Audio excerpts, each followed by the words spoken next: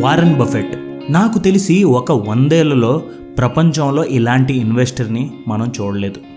ఎన్నో ఏళ్లుగా ప్రపంచంలోనే అత్యంత ధనవంతుడిగా ముందు వరుసలో ఇప్పటికీ ఉంటున్నారు. ప్రస్తుతం ఆయన ఒక్క రోజుకి సంపాదన ఎంతో తెలుసా? 262 కోట్లు. ఆయన సంపాదించిన ఆస్తిలో 99% ఆయనకి 50 ఏళ్ళు దాటాకే సంపాదించారంట.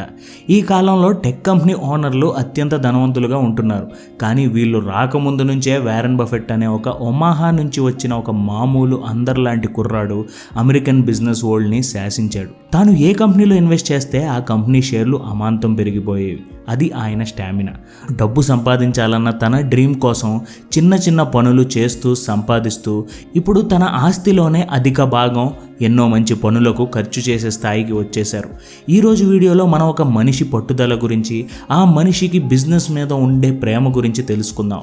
అలాగే నా వల్ల ఏమీ కాదు అని ఆలోచించే కుర్రాడు నుంచి ప్రపంచ వ్యాపారాన్ని శాసించే ఒక బిజినెస్ టైకూన్గా మారిన వారెన్ బఫెట్ జీవితంలో ఎన్నో ముఖ్యమైన విషయాల గురించి ఈరోజు వీడియోలో మనం తెలుసుకుందాం.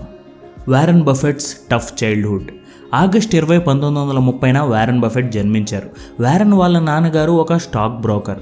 ఆయన చేస్తున్న పని వల్ల పర్లేదు, బఫెట్స్కి పెద్దగా సమస్య ఏమీ లేదు. ఆర్థికంగా బాగానే ఉన్నా కూడా వారెన్ జీవితం అంత సాఫీగా సాగలేదు. ఎందుకంటే వారెన్ వాళ్ళ తల్లికి కోపం చాలా చాలా ఎక్కువ. ఎంత కోపం అంటే ఆవిడ కోపం ఎప్పుడు ఎందుకు వస్తుందో ఇంట్లో వారెన్కి తన అక్కకి అర్థమయ్యేది కాదు. ఆ తల్లి కోపానికి ఎక్కువగా పాపం వారెన్ వాళ్ళ అక్క బలైపోయేది. ఇంట్లో ఇలా ఉండటం వల్ల వారెన్ ఇంటి నుంచి బయటకు వెళ్ళే మార్గాలు వెతికేవాడు. దానికి వారెన్కి బాగా కలిసి వచ్చింది నెంబర్స్, మ్యాథమెటిక్స్, స్టాటిస్టిక్స్. మ్యాథ్స్ నేర్చుకుంటున్నా అని చెప్పి తన స్నేహితుడి ఇంటికి వెళ్ళిపోయేవాడు. ఎలాగో స్కూల్ ఉండనే ఉంది. స్కూల్లో కూడా వారెన్కి బాగా ఇష్టమైన సబ్జెక్ట్ మ్యాథమెటిక్స్. అలాగే వాళ్ళ నాన్నగారు ఆఫీస్కి వెళ్ళి కూడా అక్కడ బోర్డు మీద రాసే స్టాటిస్టిక్స్నే ఎక్కువగా గమనించేవాడు. దీనితో వారెన్కి వాళ్ళ రిలేటివ్స్లో కూడా మంచి ఎంకరేజ్మెంట్ దొరికింది. వారు అతనికి స్టాటిస్టిక్స్ సంబంధించిన పుస్తకాలు, గేమ్స్ కొని ఇచ్చేవారు.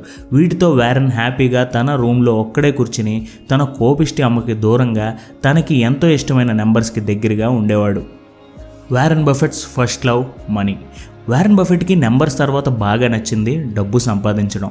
9 ఏళ్ల వయసులోనే Warren bubble gums, cool drinks, peanuts ఇవన్నీ ఒమాహాలో జరిగే ఫుట్బాల్ మ్యాచ్ సమయంలో అమ్మేవాడు. ఆ తర్వాత 1000 ways to make $1000 అనే పుస్తకం వారెన్ ఆలోచనలకి, డబ్బు సంపాదించాలనే కోరికకి ఒక పక్కా ప్రణాళిక ఇచ్చింది. ఆ పుస్తకం చదివాకే వారెన్ ఫిక్స్ అయ్యాడు 35 ఏళ్లకే మిలియనీర్ అవ్వాల్సిందే అని. అలాగే 11 ఏళ్లకే వారెన్ మొదటిసారిగా షేర్స్ కొన్నాడు. తన తండ్రి పాలిటిక్స్లోకి వెళ్ళాక బఫెట్ ఫ్యామిలీ వాషింగ్టన్ డీసీకి షిఫ్ట్ అయిపోయింది. అక్కడ వాళ్ళ ఫాదర్ కాంటాక్ట్స్తో వారెన్ పేపర్ బిజినెస్లోకి వెళ్ళాడు. సబ్స్క్రిప్షన్ బేసిస్ మీద ఎన్నో పెద్ద పెద్ద అపార్ట్మెంట్స్కి పేపర్స్ వేసేవాడు. ఈ బిజినెస్లో వారెన్ నేర్చుకుంది ఏంటంటే నెల నెల కస్టమర్స్ నుంచి డబ్బులు తీసుకోవడం ఎలాగా అని. అలా 14 ఏళ్లకే వారెన్ $175 సంపాదించే స్థాయికి వచ్చేసాడు. తన స్కూల్లో టీచర్స్ కన్నా ఎక్కువ సంపాదన వారెన్కి వచ్చేది. అంతేకాదు 14 ఏళ్లకే మొదటిసారిగా వారెన్ బఫెట్ ఇన్కమ్ ట్యాక్స్ కూడా కట్టాడు. అలా వారెన్ బఫెట్కి డబ్బు మీద, దాని సంపాదన మీద ప్రేమ కలిగింది. Warren Buffett secret to buy shares. మొత్తానికి పెరిగి పెద్దయిన వారెన్ బఫెట్ ఏం చేయాలనుకున్నాడో అందరికీ అర్థమైపోయింది. యూనివర్సిటీ ఆఫ్ నెబ్రాస్కాలో అకౌంటింగ్ అండ్ బిజినెస్ పూర్తి చేశాడు. తనకి ఎంతో ఇష్టమైన సబ్జెక్ట్ అవడం వల్ల వారెన్ బఫెట్ చాలా ఈజీగా హార్వర్డ్ యూనివర్సిటీకి సెలెక్ట్ అవుతాడు అనుకున్నాడు. కానీ తన ఆశ్చర్యానికి సెలెక్ట్ అవ్వలేదు. కొలంబియా యూనివర్సిటీకి వారెన్ అప్లై చేస్తే దాంట్లో సీట్ వచ్చింది. తన భవిష్యత్తు ఇకపై మారనుంది అని ఆ సమయంలో వారెన్ కూడా అనుకుని ఉండడు. ఎందుకంటే కొలంబియా యూనివర్సిటీలో వారెన్ బఫెట్కి బాగా ఇష్టమైన బెంజమిన్ గ్రహం అనే టీచర్ ఉన్నారు. ఆ టీచర్ కిందే ఇన్వెస్ట్మెంట్లో కొన్ని ముఖ్యమైన సూత్రాల్ని వారెన్ బఫెట్ నేర్చుకున్నాడు. బెంజమిన్ గ్రహం రాసిన ఇంటెలిజెంట్ ఇన్వెస్టర్ అనే పుస్తకాన్ని వారెన్ పూర్తిగా బట్టి పట్టేశాడు. అంతలా ఆ పుస్తకాన్ని చదివాడు. ఇక్కడే వారెన్ బఫెట్కి ఒక కంపెనీలో ఇన్వెస్ట్ చేసే ముందు ఆ కంపెనీ గురించి పూర్తిగా ఇన్వెస్టిగేట్ చేయాలి అనేది తెలుసుకున్నాడు. వారెన్ ప్రకారం ప్రతి కంపెనీకి ఒక ఇంట్రిన్సిక్ వాల్యూ ఉంటుంది. అంటే దాని ప్రస్తుతం ఉండే వాల్యూ కాకుండా ఆ కంపెనీ గవర్నెన్స్ బట్టి, ఆ కంపెనీ ఇన్వెస్టర్స్ బట్టి, వాళ్ళు ఫాలో అయ్యే రూల్స్ అండ్ ఎథిక్స్ బట్టి ఒక కంపెనీకి ఒక ఇంట్రిన్సిక్ వాల్యూ అనేది డిసైడ్ చేస్తారు. ఇది ఒక్కొక్కరు ఒక్కొక్కలా చెప్తారు. కానీ సరిగ్గా ఇన్వెస్టిగేట్ చేస్తేనే దీని అసలు ఇంట్రిన్సిక్ వాల్యూ అనేది తెలుస్తుంది. అది వారెన్ బాగా తెలుసుకున్నాడు. ఒక కంపెనీ షేర్ వాల్యూ తక్కువ ఉంటే ఆ కంపెనీ పుట్టుపూర్వోత్తరాల నుంచి మొత్తం తెలుసుకుని కొనచ్చా కొనకూడదు అర్థం చేసుకుని ఆ కంపెనీలో ఇన్వెస్ట్ చేసేవాడు. ఇలా తనకి ఇన్వెస్ట్మెంట్లో ఇంట్రిన్సిక్ వాల్యూ తెలుసుకోవడంలో కొలంబియా యూనివర్సిటీ బాగా ఉపయోగపడింది. ఆ తర్వాత నుంచే వారెన్ బఫెట్ తన ఓన్ బాస్ అవడం మొదలుపెట్టాడు. Warren Buffett became his own boss. Warren పెరిగే క్రమం నుంచే ఆడవారి మధ్య కొంచెం అన్కంఫర్టబుల్గా ఉండేవాడు. ఎక్కువగా మాట్లాడేవాడు కాదు, చాలా రిజర్వ్డ్గా ఉండేవాడు. అయితే వారెన్కి సూజీ అంటే చాలా ఇష్టం.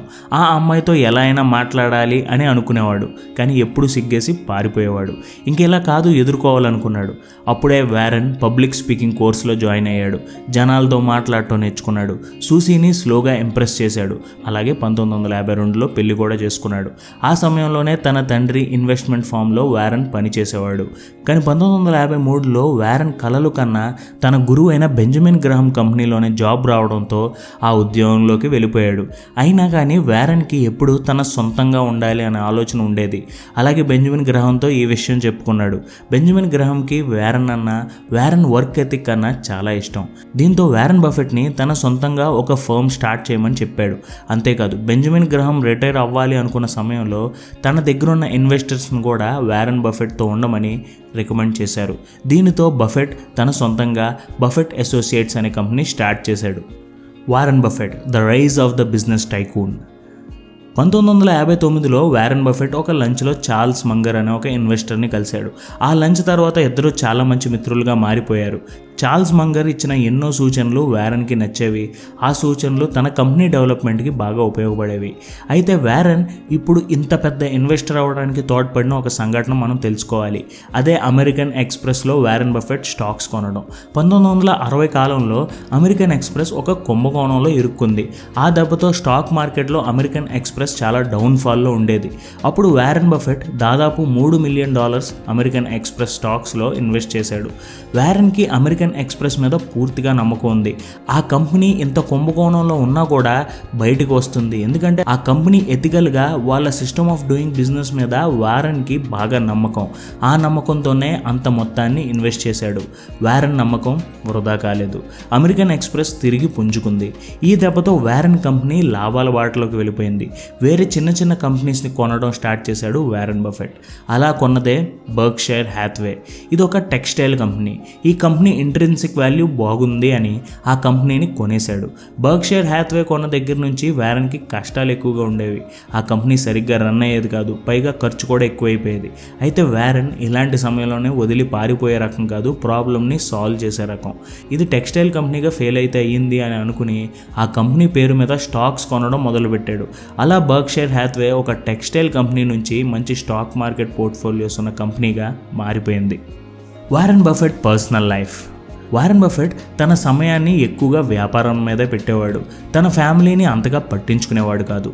1977 కాలంలో వారెన్కి తన బిజినెస్ పార్ట్నర్ ఒకరితో సంబంధం ఉంది అనే అనుమానంతో సుజాన్ వారెన్కి దూరం అవడం మొదలైంది. అంతేకాకుండా వారెన్కి డబ్బు మీద ఉండే ప్రేమ సుజాన్కి నచ్చేది కాదు. ఎంత సంపాదించినా మనిషి ఆ సంపాదనని మంచు పనులకి ఖర్చు చేయాలి అని సుజాన్ అంటుండేది.